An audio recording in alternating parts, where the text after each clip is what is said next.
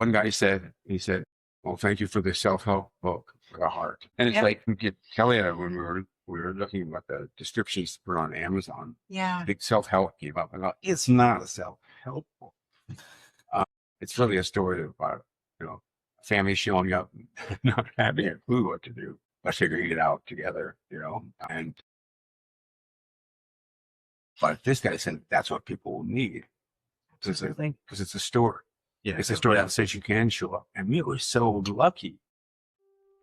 Hey everyone, I'm M.L. Reynolds, and this is Examined, a space to weigh what we think, question what we know, and trace the threads that hold our understanding together. Each conversation is an invitation to dig into challenging ideas and explore new perspectives, and hopefully come away seeing things a little bit differently. Welcome everyone. Toast. No. You're just jumping my bus, but very excited to have a conversation tonight with Steve Charles, author, photographer, editor, proofreader, father, master of Toast the dough. I'm not really master. Let's see. He probably owns you more than you own him. Yeah. You know how dogs are. Yeah. Cats are even worse. So, Yeah. Thanks. Well, anyway, we're really glad to have you. I'm excited to talk about your book. Not just because I got to read it in various iterations as it was getting ready to come, but because afterwards it hit so close to home for both Joel and I. It's meant a lot to us. And I've heard from a number of other people who said the same thing. They read it and it just did something to their heart. And so I think it's going to be great to talk. And if we're not talking loud enough, please, everyone, let us know for any reason. So just to get us started here, I wanted to ask you, or we both wanted to ask you, to tell us about the book and why you wrote it. Tell you about the book? Yeah, just give us a quick, your version of a synopsis. So I call it A Brother's Song because it's really, I realized partway into writing this that it was so formative in, my upbringing and in my life that if it's a story about him, it's a story about me. So it's a story about it started as being just that last month where I helped take care of him. The last 3 months where I was kind of involved in that. So originally that was where it was going to be, his time. And I wrote that. I didn't, it was fresh from that. And it was such a profound moment. And my family did really well with it. Everybody showed up. Everybody did the work. Mike did beautifully, a very hard thing. So I thought that would be enough. But then the book, trying to write the book and left all I was writing about was his death. I couldn't stay in it.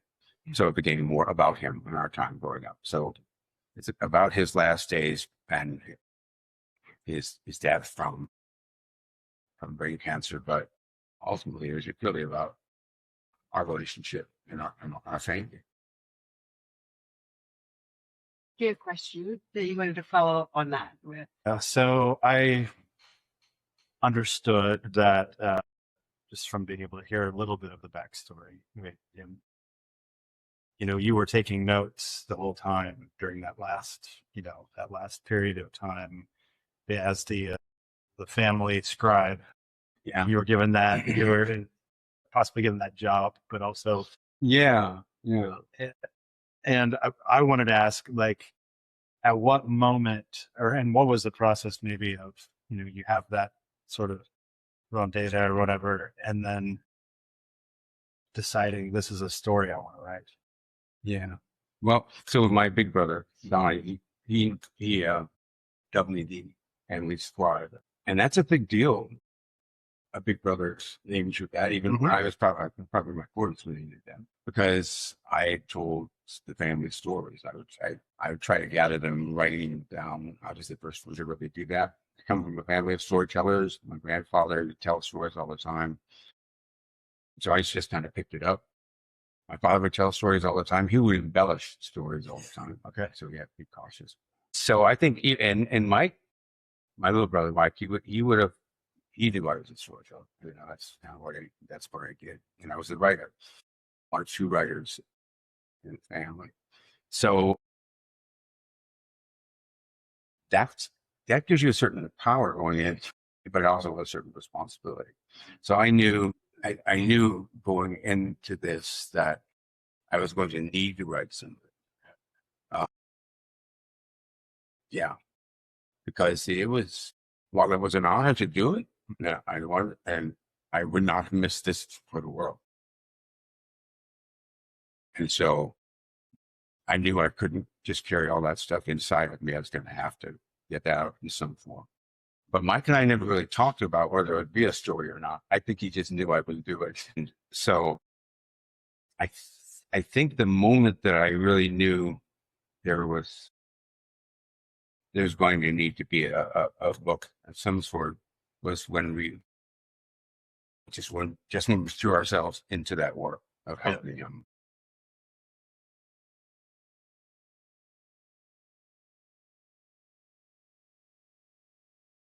Sister-in-law Judy was just amazing. These were hard decisions having to be made. Beth and Sarah, Mike's daughters, were, you know, Donnie and I did well. Sometimes a bit of a clown show, but we did well in taking care of it. It's just like, I don't want to forget this. Yeah. And I just came out of a job at Wabash for 25 years where I'd always tell people, you won't write this down. You think you won't forget this, but you will. You'll forget the details. And so this is a sacred moment. I mean, this in my family, I think the hardest moment problem for us is losing mom, you know, we were in our 20s was tough, but this is a sin. Yeah. This was, and it's way out of order. It's middle of the road. Yeah. So it's like writing a story about somebody doesn't resurrect them, but it holds them for a while, you know? And so I think it was during that work that I realized that you're going to need to write. Both to memorialize it, but also for my own healing. And it wasn't so much I did take notes, but I was texting you. Okay. Right. Because I get done with the day and something would happen. And it's like, sometimes it'd be something funny, sometimes it'd be something, usually it was something hard. Usually it was the hard things. And so I had CJ, I would write to her, my wife, I text her. I had two friends, Dave Corey and Tim Johnson, who knew where I was and doing that. And my sister was away for about a week during that time. I would write those details to her. So most of my notes were text. All right. I love that because that's so relational. There's a Yeah. whole context around these things. You knew who your audience was and you're sharing this piece of information. That's amazing. We went back. Yeah. Well, it's like, yeah, they, you know, and the acknowledgments, I mentioned these people because they wouldn't be a book without them. If I had journals or something, it wouldn't have been the same because so it's always happened where they were. But they care about me. I mean, and so we were writing to people who care about me and care about him, cared about it for him. And it's a different process, you know. They pull more out of you, I think. So yeah, so you're saying so essentially in the midst of it, I knew there's going to have to be something. Okay. It was at the writing of it when I started to write about it, and it got so dark. There was a point at which I realized you're never going to get through this if you just focus on his dying. And he was so much more than that. I needed some joy. So the first, I wrote a chapter in the book called Wonder View. It's about our go-kart. And I have that chapter. Yeah. Well, and the writing in that is just totally different. It feels to me when I read it, it feels totally different from the stuff when in that month that he was dying.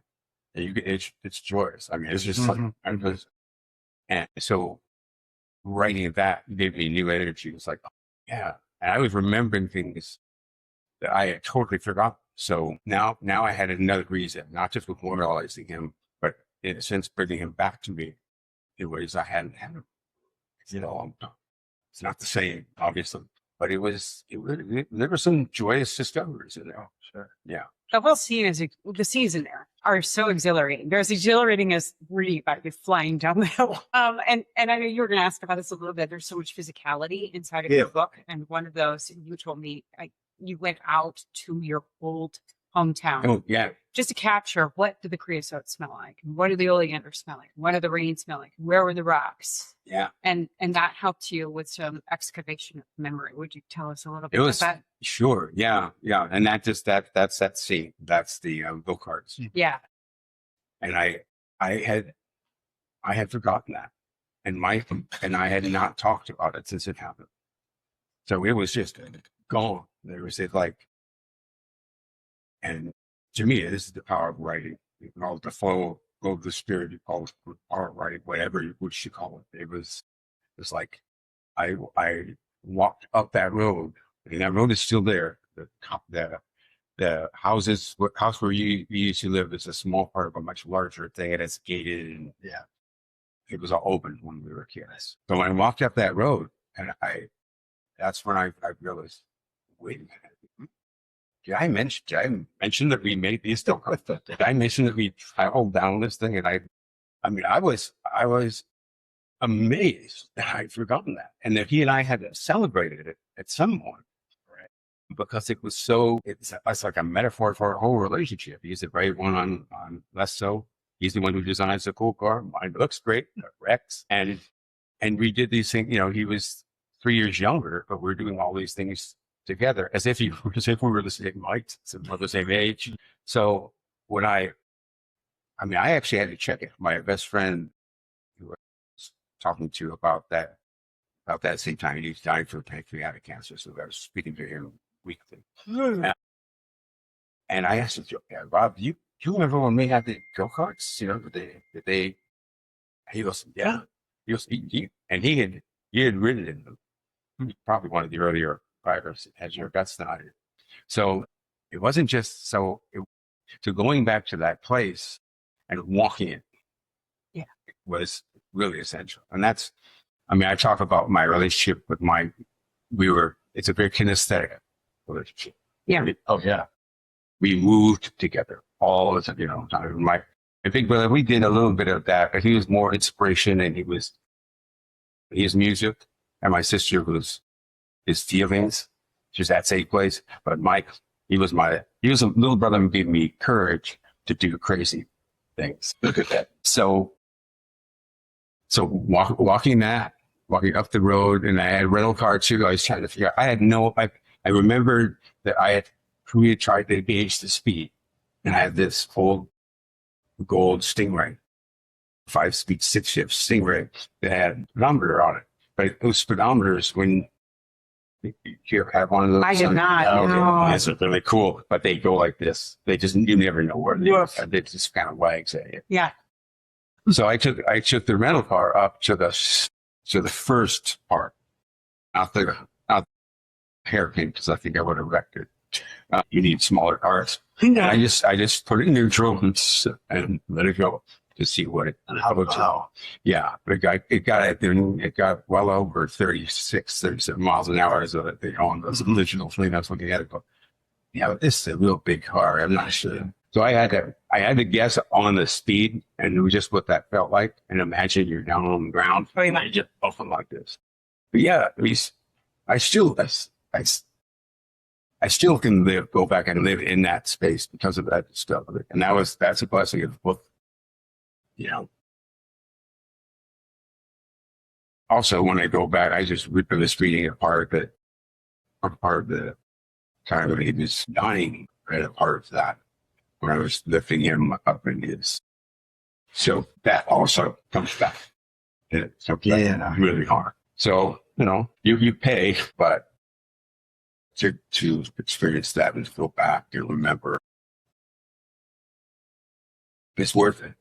Because I remember so much more stuff. Yeah. Yeah.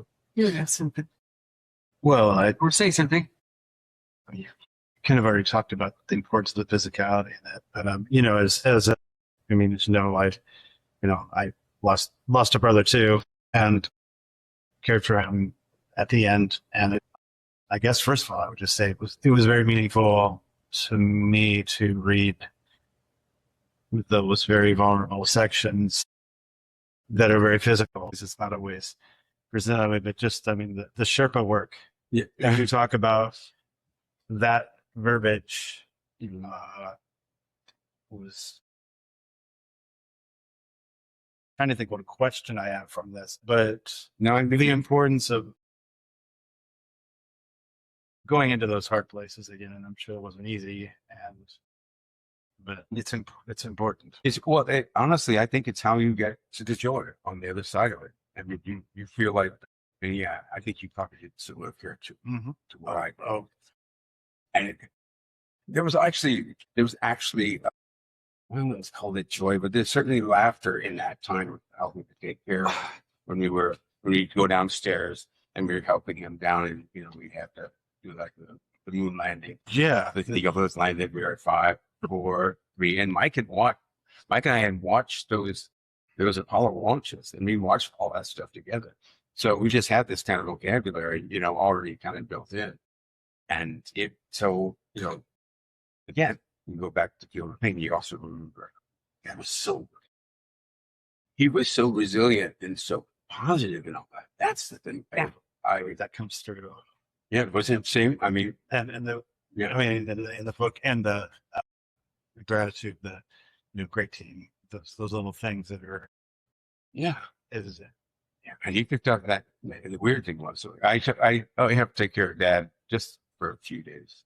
Yeah, and I don't think Mikey was there for a lot of that, but his words, his perfect. You're relaying back. Oh yeah, and we're to relay. I mean, I've never been trained on how to, take care of someone in that position. None of us have. And he said, you're learning, and you were really dependent on your patience, being generous. And he was just amazing. It was like he was a coach.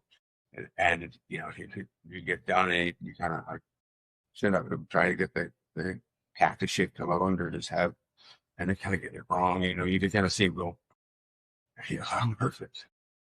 That wasn't perfect. But okay, I'll take it. Yes. That's another easy to write the book. Yeah. All this stuff. And you found such generosity in those moments instead of bleakness in the face of all of that. That's what stands out, is that you caught the humorous moments, but the little exchanges between you. Yeah, well, I just know what happened. Yeah. I mean, there was not. I mean, my writing coach Mary Allen, that's what she teaches. And then it's the fast strikes. Yeah. And days when you just kind of get going and you start and you do not lift for 15, 20 minutes. And we just go on the scene early on when I was working on that. She would have me do some of that. And it's all that detail would kind of come out. It was just a scene, especially those. And I think I worried about those feeling like they were emotionless, like they had no emotion in them. Because when you're doing that work, you can't really afford to think to overfeel it. If you think about what you are and what's happening, what's coming, you don't. You just listen. And Mike in his dying, we were told by the hospice worker, well, yes, we all have work to do, interior work, and you will not. You probably won't hear a lot of that. You won't necessarily want to talk about it. Like hours, he would just be there going, Yes. doing that inner work of dying, and spiritual, right? Very cerebral, spiritual, and all we were doing was the physical, and that was enough. And so when I was writing about those things, I didn't insert a lot of feeling, and then at the end of the day, you would come, and that would be tear or two, not much. You still have, you don't know how long you have. You know this. And so I don't know how anybody could go through what these both did without expressing it somehow. it has to come out some way. You've been through Yeah. Yeah. much. I think we all have similar experiences where we were there for those and weeks or months or wherever parameters around that were. Would explain to me the part about the spiritual work, inner work that my sister was going to be doing, and I would want to pry her with questions, and she had the wisdom to tell me. Like Really? she would quiet me down, and I thought it was because it was overwhelming her sensory stuff. But she just brought up something I'd never thought about. I think it's very important because I wrote in one of my reviews that I think this book is kind of like it's a wildly useful model of how to show up at the end of life. And You don't. yeah, and you, It's not really- Joel and I were talking about this last night. You're in a room full of like people that he's close to, because you were telling me like from 22 to 60, you guys weren't necessarily around each other that much or sharing all those intimate details. He trusts you at the end. He lets you in, and then you're there with his wife, his daughters, siblings, and also his church community and these other people that he taught. So Joel was wondering how you want to ask share what you were thinking about that aspect of it. Well, it's that, you're, and at the same time, that you yourself are kind of the scribe of this, and that you're into this, and then you're in this circle. There's all these other people in the room who have this other experience with Mike, that isn't yours. And I think as you were processing, like, how'd you hang on to your story after being led into this larger story, or that? I don't know, like because you were experiencing that larger story then on the edges. Yeah, it really was on the edges. It was again kind of watching so much of that. Mm-hmm. I know, like this is not in this book. Several people were coming every day. It was, night eye. That won't happen. I don't have close to that many people, and I need a break. But he was feeding off that. And one of the guys he had come in was a Bruce Coburn fan. It's his favorite writer, songwriter. He's outside of his brother. And so Mike wanted me to play when we were the Lions Are with this guy who also played. Mm-hmm. And so we did. We played Lions. Couldn't do probably just his Lions. I found out that for 30 years I've been playing that song wrong. No. And that's what there were. This guy who actually he knew Mike Bruce Copeland, and that was their connection. So I connected to this guy to do that.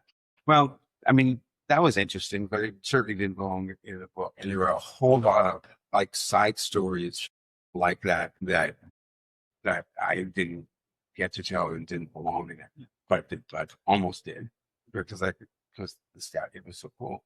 And Mike, of course, the three of us seeing, wondering where the Lions are. That was wonderful, but didn't go there. So I think I just stayed.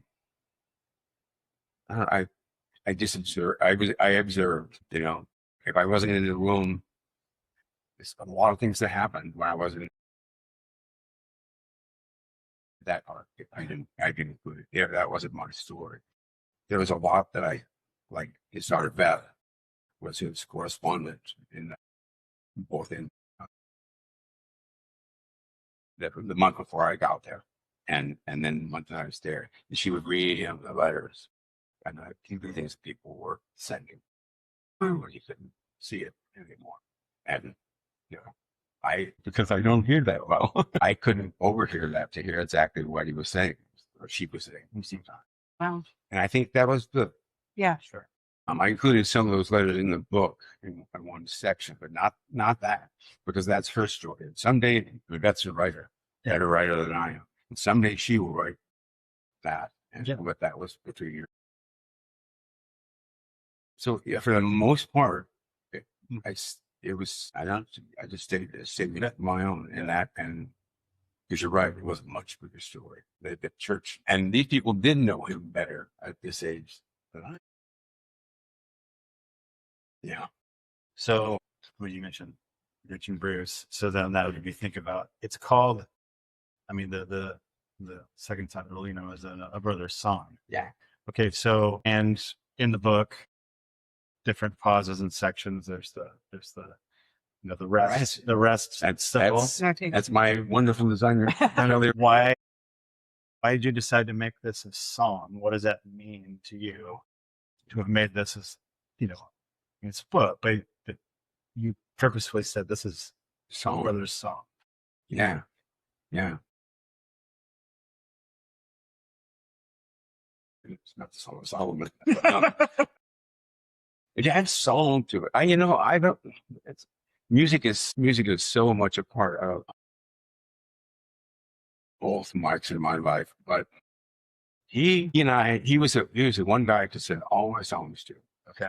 He knew the lyrics to my songs, Mhm. and we would sing them. We would sing Coburn, we'd sing James Taylor, we'd sing, but there was never any pressure. We sing my Big Brother song too, occasionally, not with Jim in the room. Really? No, Was he embarrassed by that? because Donnie knows how he wants that song to sound, Oh, okay. and Just a different. we're not like that yet. Okay. We did Bruce Copeland's Lord of the Starfields in the church once for some occasion. I thought it was that's dedication in Mennonite church when we was in that. And I know we did not do it particularly well. And Mike even commented on that. And it's not a really easy song to play, but I got that part. It was just the harmonies. But what worked is that we were doing it. Yeah. And we did not need perfection. We would just do it to be out. And he introduced me to Coburn's work. He introduced me to Andy Burbank and Paul Brady, the Celtic stuff that I hear and try to play now. Song was such a big deal. Okay. It centered to us. And it was a freeing thing. It was not something we had to try to accomplish. Like someday we're going to write a song. Yeah. And ironically, he did write a song. He wrote Mike and the Motorcycle. And She'll Be Fighting in Winter. And he thought, he was 5 and 7, and he thought those are great, and I made fun of him. He was right. It's, that urge to create and make, it deserves respect beyond being edited and criticized. And that's me. I tend to do that to myself. He didn't do that himself. And he kind of gave us all that kind of gift of, man, that's wonderful what you're doing. Right. So I think it was. It also hooks into the idea of the song lines, the Aboriginal song lines, which was a path, a journey. And mention that in the book, which another one of those really weird things when my brother Donnie and I were there helping take care of Mike. Somehow he mentioned that book, Bruce Chaplin's song lines.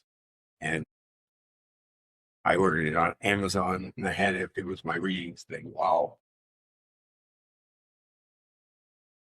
And the song line is the path that you follow. What are the markers? Yeah. That get you through the territories, get you to where you need to go. And Mike's were songs. For Mike, they really, a lot of those were songs. Were there, you put some of this into the books, but you want to share with the readers, like, what were some of the songs other than Wondering Where the Lions Are that got you through the song lines through those weeks? For him? Got him through? You. Oh, me. Yeah. Hmm. Did you have music running in your head during that time? I did writing music in my. Yeah. There was a song called "Travel On" that was a synth that came to me between the time I retired and the 2 weeks to the airport to go to his last flight to Phoenix, our hometown. So that song literally got me through. I sang it. I sang it to him too. Yeah. I think I can really know exactly where it came from or what it me, but so in that tune, probably helped me get through. He had covert and stuff playing the whole time on his little his player instrumental one. You know, Speechless or speechless or because that's one have of them. him, yeah. Got a rooster on the cover. That's all. Yeah. Yeah. Yeah. Yeah. Well, Bruce is watching it. So, We'll send it to him. I think more than any of the songs, it was just the people, the fact that we were singing. Yeah. The people that we were singing. Because we thought he was, when I first got there, he had really gotten really sick, and they thought that was going to be the end of things. They take him off steroids. So everybody came in. It was a vigil. Yeah. And I and my sister Deb, they sang. They're professionals. They kind of led everybody, but it was concert night, and we all sang. So I think it was the act of singing more than the songs that They say it's healing, and they also say that sound or the ability to hear is one of those senses that many people have. I don't want to say everyone will have to the end. What? Well, we'll turn it up real loud. Beg your pardon. Uh, Interesting question. but even then, vibrations can still come through, just Mhm. integrate, and they communicate something, Oh, yeah. and has a way of aligning brains even in those moments. Yeah, and his last night when we were singing, this is a marathon. It's Donnie had sung to him that whole day. Wow. And then I picked up their early evening stuff. And then it was more sing along. Yeah. No, the 8 Mountain High now. That's it. And Robin, my niece, nailed that. And he's kind of somebody would need a song, but would just do it. Yeah. And those, I think that part was, you just still in that room. But that was happening a lot. Not at that scale, but 1 or 2 people pretty much stood up a lot. So I think, yeah, the vibration, just like I did music. I played some just instrumental. Soothing. I often think of King David playing for Saul to soothe the soul, and that way. Yeah. So It's soothing for whatever. yeah, exactly. Yeah. So this is our theme was writing generously, and I know that when you were finishing this book up and you were sending it off to family members, you had some concerns about how would they receive what you had written. Would you share just a little bit about the parts that felt most vulnerable to you and what it meant to you when you received the feedback after they took their time to Yeah. process it? Yeah. Make me come back to that. Okay. Yeah. Okay. I'm gonna- Will do. So before I sent it to anyone else out of the people who were actually in the book, I mentioned my cousin Sarah, who I needed somebody to read the whole thing, who knew my family, loved my family.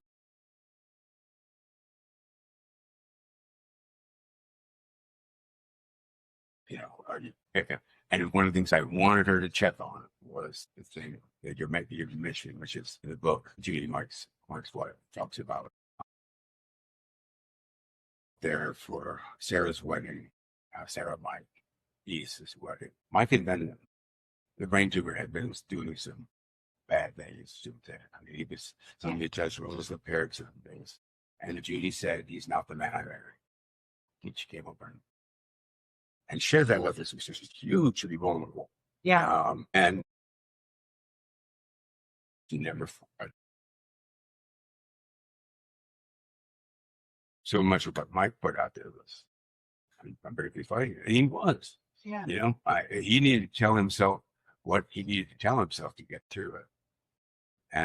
But it wasn't always easy, and so when she told us that, I thought you have to have, I had to have that, even though she never expected anybody outside of us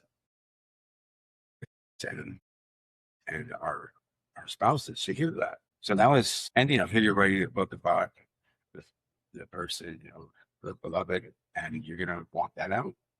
That, and so my cousin Sarah read it. She said, I think it actually works. I know Judy. I don't think she'll say no to it, but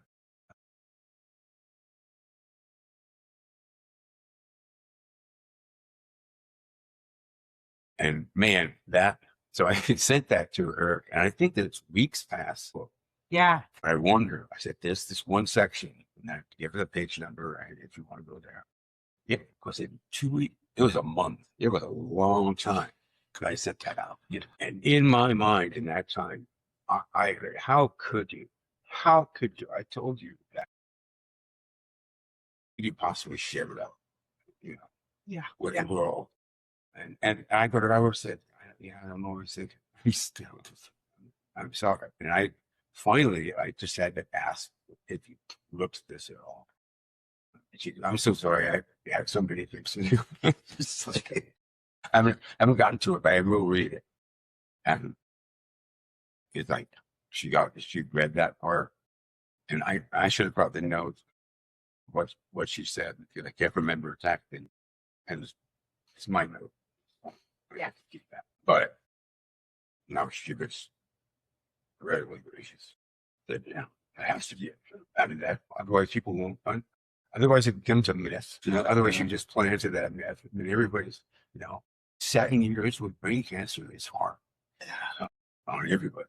And now so her permission, her granted that permission.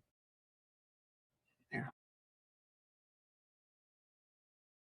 Might have been for me this the biggest gift of the book. That it, she trusted me. I couldn't understand why she trusted me to show up and take care of me in the first place. And she should have known that for the first day. That was a bad idea. But yeah. So that was a big, Yeah, you did. You did. And the thing is when I read it, I think it captures a reality without betraying anything. You don't necessarily lionize Mike. Yeah. But you don't, and neither do you defame him in any way. Yeah. It was that one slip of reality that we all are going to have to struggle with. Yeah, and I didn't believe, like, I didn't bring any. I know what she was talking about. I'm sure the things she shared, and that wasn't my story to tell. No, it wasn't necessary to the story. I did tell. I think it's the story of going to the family reunion when he goes like 85 miles. Right. There's that. We're gonna die. I was willing to tell because that was my experience. Of it. It was nothing, and it showed a difference. It showed that change, and it showed that. I think I said in the quote, it's like the temporal lobe doesn't. They don't even know what it does. Has it been removed? And so now you won't have many changes. Well, maybe in a normal brain, but Mike's brain was a really smart guy. Yeah. Like there's no way you're going to take that away and not have a change, even. All the ways his brain adapted, plasticity of that brain to adapt and pick up some things. Some things were missing. We lost him. We lost that part. And there's no point in lying about it. And that diminishes the experience, that it Sarah that and Judy went through, but also he went through. Right. I'm slowly losing my mind, as I get older. I know that's, I don't like that. What if it all happened at once and I was, Yeah.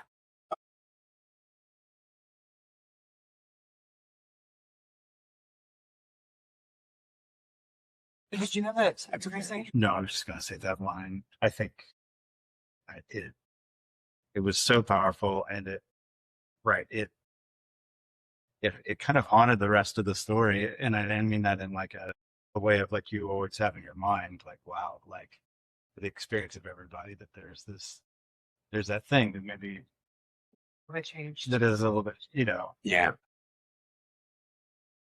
Yeah. Thanks. I'm glad that, yeah, I'm glad it didn't go too much. I did. No. I mean, people have read the book, or people who known him read the book. I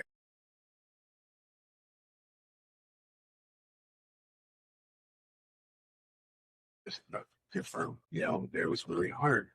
Yeah. To watch that part go away. And did you write that book without acknowledging that? Cheapen the rest of it, I think. Did you ever get the answer to the question, why did you get let in? Yeah. Yeah. The graciousness. Judy, really. I mean, she's the one who, I mean, Mike wanted me.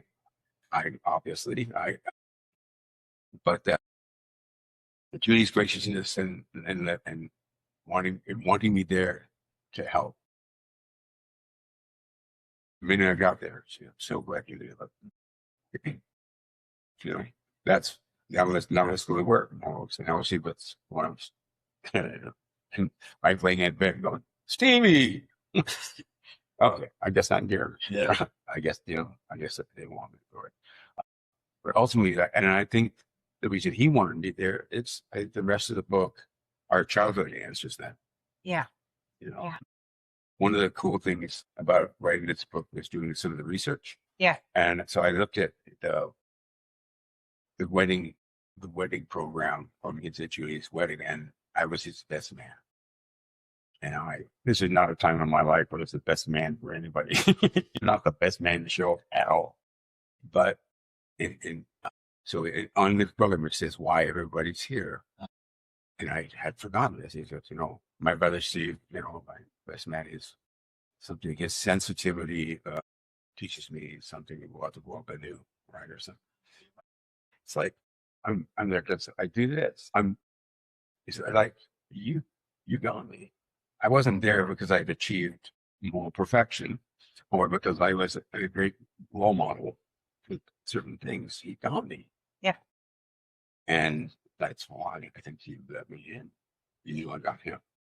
You probably provided something he never named to you that grew him. Like if his courage helped you become something more courageous, imagine what the potential could be if you reframe that from the other side.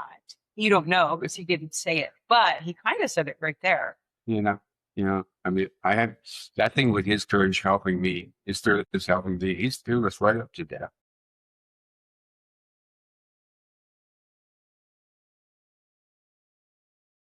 It's fun. This haven't been back to read a lot of this book, and now I totally get why. Because you can't own it. I mean, I'm really glad we're doing this. I was excited to get to talk about it. Yeah. But it's like, that's why you wrote that. I would not want to be carrying that around unspoken. Yeah. Yeah. And those scenes carrying them with me is a burden. They're not. They're out there. And one of the coolest things about this, I had a friend who finished the book, I think in the San Francisco airport. And he goes, I'm crying. I'm crying that we lost Mike. We are. So, you get to introduce this friend. These two guys would have gotten along great. Yeah. But getting to introduce other people to this, all this stuff makes it worth it.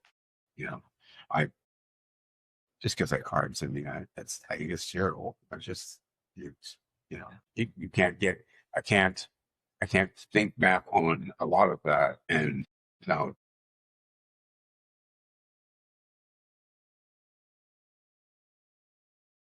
I was in the middle of a swim. I'm, as you know, re-editing chapters, and I was in the middle of a swim a couple of days ago, and I was thinking about the fact my sister, youngest sister, who was the nurse at the bedside, not the official nurse. She just happens to be an ICU nurse.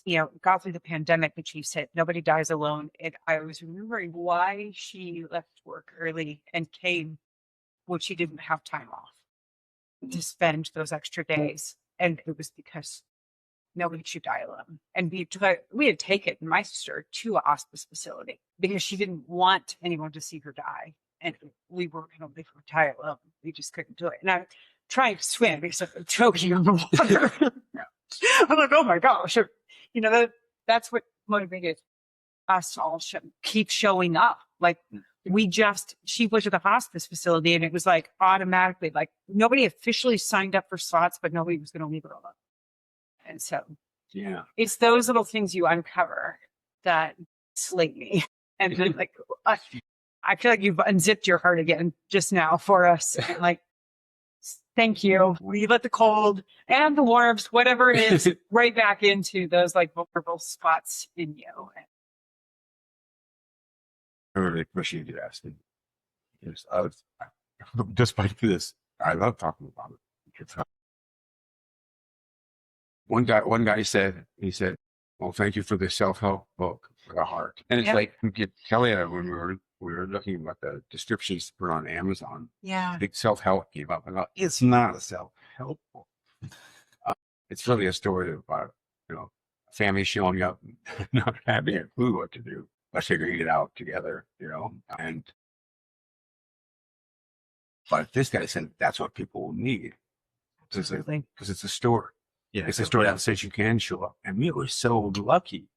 I mean, so lucky to, have been retired. And there's a whole story behind that.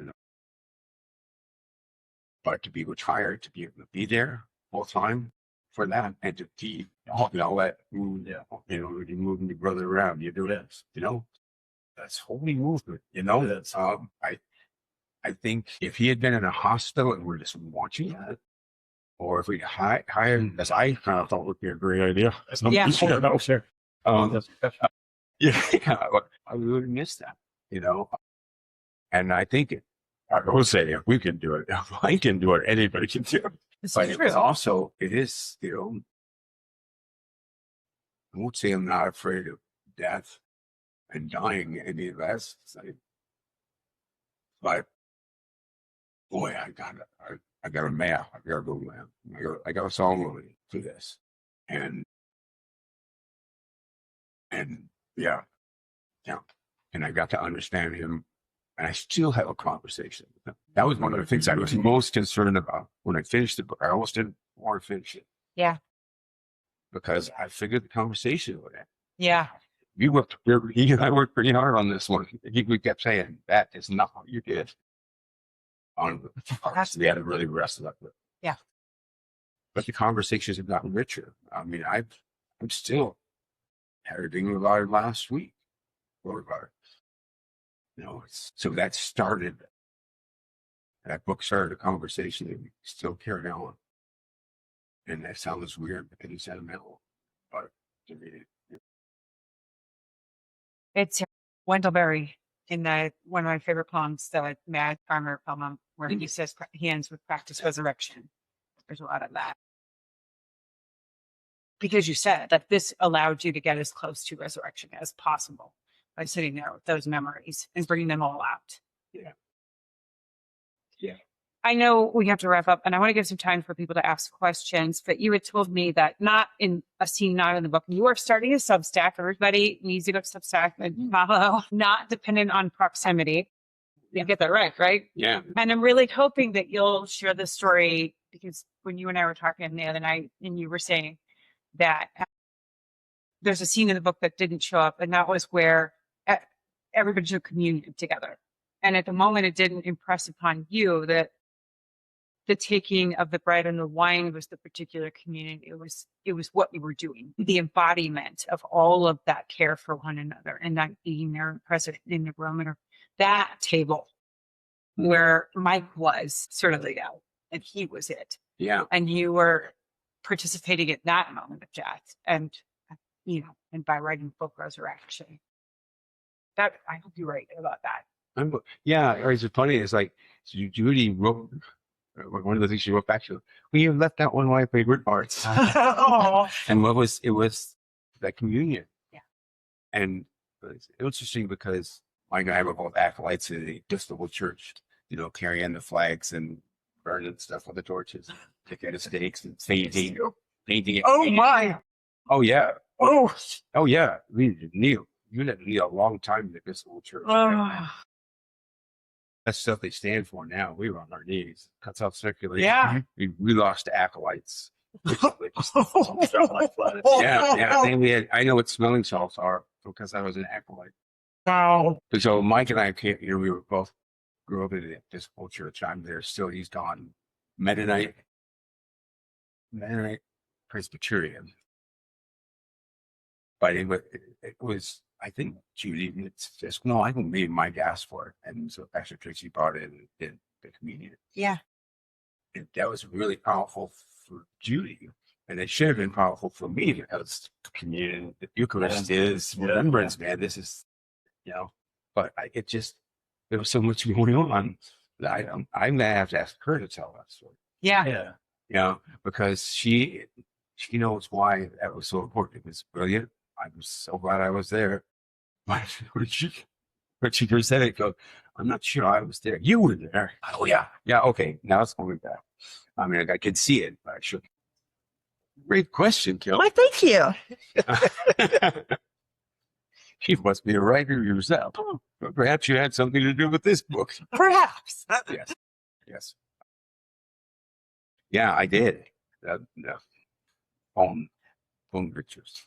They're my memory. I do that. Wow, it's 4,000 something on this thing right now. Wow. And they are, so I use it in two ways. One, because I'm not good at capturing detail. Like I leave this room, there's adults who are there. You ask me, what did you see? Well, I saw Joel and Maria. Yeah. Yeah. And so I use it that way to kind of get, like there's a scene in the book where people were bringing us food all the time. And so the refrigerators was kind of stacked with the leftovers, and it was like geological time. And I have pictures of those, And there's a picture of Beth when Beth was pregnant. And there's this program you can get on your phone that shows you the size of your baby and what animal it was the same size. And she has a seahorse, and she's in the refrigerator or geological time with a seahorse on her phone. One of Bruce Cockburn's songs is "Little Seahorse," his first child. And so I used it that way. Yeah. But some of those pictures, I got a picture of Donnie putting for Mike the last day. And I just take the phone. I was laying on in bed listening. And I had forgotten that moment. That was a blank. That was one of those. It was just too much, It's essentially the last time the three of us would be in the room together. So it was gone. I didn't, I went going back to the phone and got, and then it's all there. It's like it was all. I mean, the songs. So it's hugely helpful for a person with a poor visual memory. It's a great case for that. And taking all the pictures you can because they prompt memory so much. That's it. That's your touch them. That's, yeah. I also I took pictures of the Wonder View just so I could show people. That's yeah. That little kid was nuts. Just crazy enough to fall. But yeah, and also timestamps. Everyone has that. So I could see the order of which, and I had some things way out of sequence. Yeah. That was, I mean. I kept putting back to Facebook for my sister to look at what was posted when, and even then going, wait, what day did that, when did that happen? Yeah. And it's still just so hard to put into order, just like these moments. Yeah. And I thought there's more space in between certain points, and other times I thought were much more compressed, and there's actually four. There's a rainbow. Mike desperate wanted to go to church, and so we went to church, and when he was kind of having his rebound, and there's a rainbow in the sky when he came home, and that's good, I remember pointing it out, and he's way beyond that. Yeah. Yeah, that's nice. You know, rainbow, you know, what I'm dealing with here. But it was, so I had it going to church or after church. I had it a week off.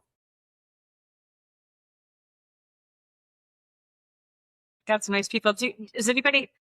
How long did it take to write your book? Thank you. That's Ollie. Hi, Allie. Ollie and Katie. Our youngest member. Jerry, how long did it take to write your book? Whoa, that's a great question. From the, if you figure I was writing it pretty close to when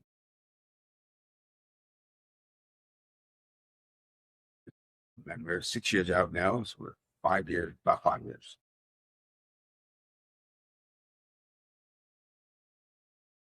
I do have a question. How did you order like your chapter? So I guess there's like a couple questions in this. Is each chapter, was it originally written as like its own kind of individual story and you had to place them?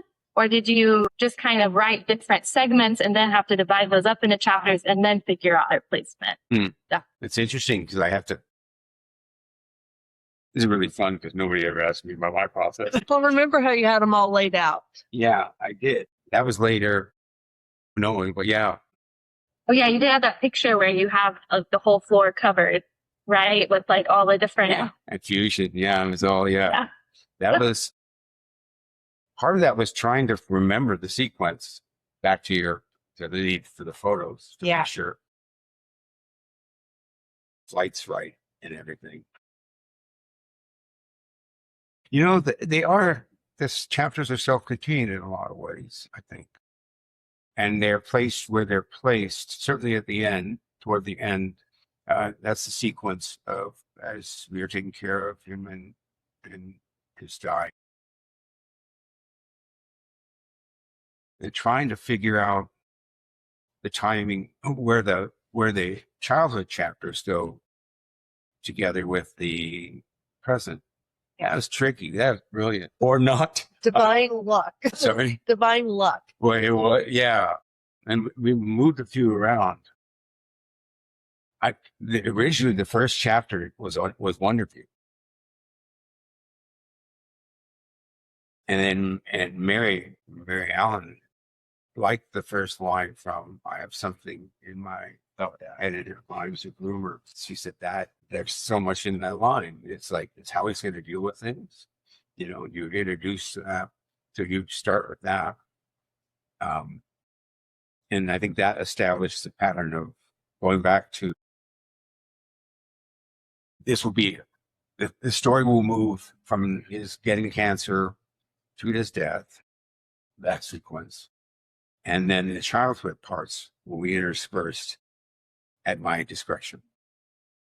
Wherever, like sometimes they follow the chapter or preceded a chapter where you need that emotional information to know why that. Yeah. That's tough work. I remember reading in Women Were Birds where Terry Tempest Williams goes and prints different things on different colors of paper and then just tries to see based on what they have to do with if she can balance them out. There's so much instinct that is part of that process. Really, well, you know, when you did the anthology, it was a similar kind of process where you're trying to figure things out where something fits. And there was a whole bunch of different things.